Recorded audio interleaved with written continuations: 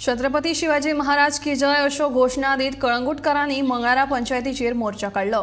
शिवाजी महाराजांच्या पुतळ्यावेल्यान कळंगुटे बरोच बोवाळ जाल्लो।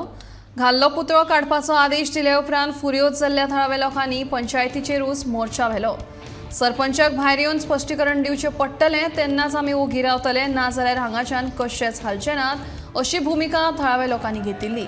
ताका लागून कळंगुटे तणाव निर्माण जाल्लो, देखून मोठ्या प्रमाणात पुलीस तैनात केल्ले।